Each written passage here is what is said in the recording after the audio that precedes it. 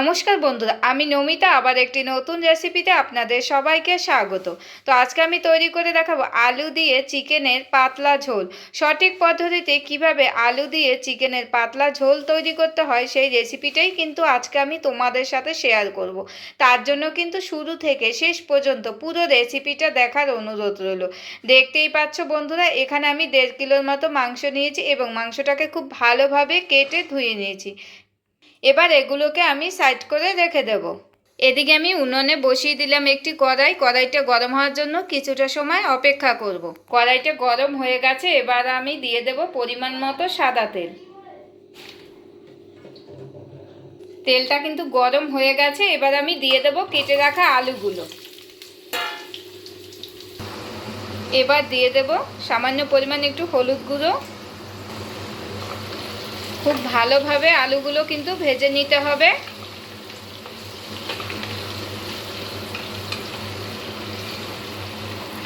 সবগুলো আলু কিন্তু খুব ভালোভাবে ভাজা হয়ে গেছে, এবার অন্য একটি পাত্রে তুলে নেব। ভেজে রাখা আলুর তেলের মধ্যে এবার দিয়ে দেব গোটা গরম মশলা। এগুলো যখন ভাজা হয়ে যাবে গরম মশলাটা, তখন দিয়ে দেব গোটা জিরে।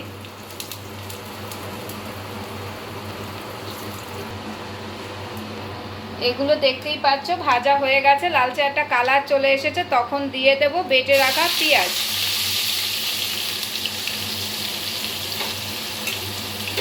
রসুন বাটা এবং আদা বাটা, জিরে এবং ধনে বাটা,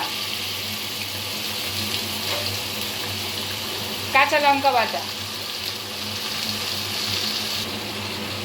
এবার মশলাটাকে খুব ভালোভাবে ভেজে নেব।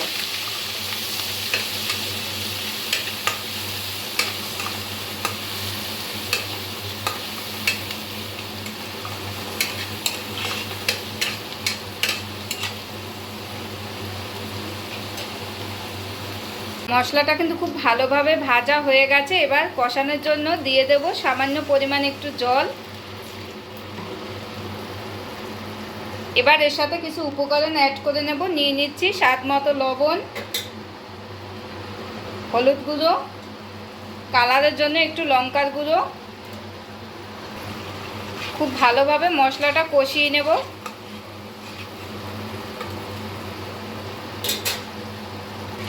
এবার দিয়ে দেব তেজপাতা।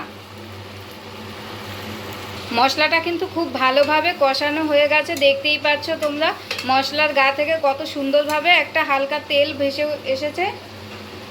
যেহেতু আমার মশলাটা কষানো হয়ে গেছে, এবার আমি এর ভিতরে মাংসটা দিয়ে দেব।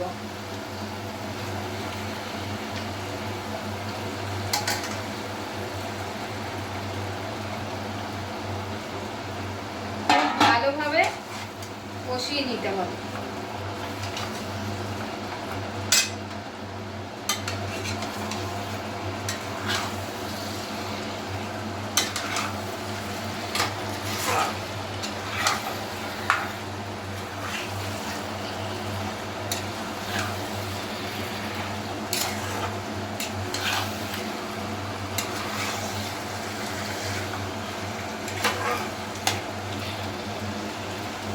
মিনিটের মতো মাংসটা কিন্তু খুব ভালোভাবে কষিয়ে নিয়েছি। এবার দিয়ে দেব যে আলুগুলো ভেজে রেখেছিলাম, সেই আলুগুলো এর ভিতরে দিয়ে খুব ভালোভাবে নেড়ে চেড়ে নেব।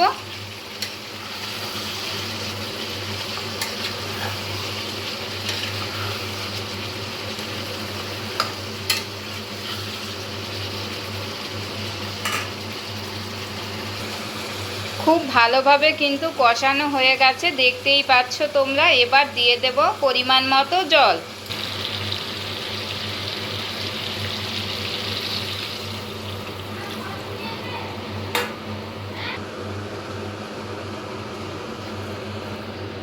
এবার আমি ঢাকনা দিয়ে ঢেকে রাখবো 5 মিনিটের জন্য।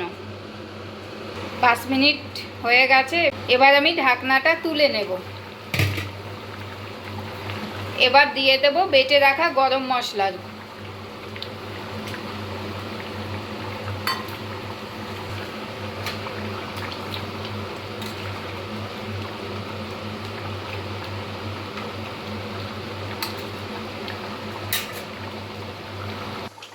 পুরো তৈরি হয়ে গেছে, এবার আমি অন্য একটি পাত্রে তুলে নেব।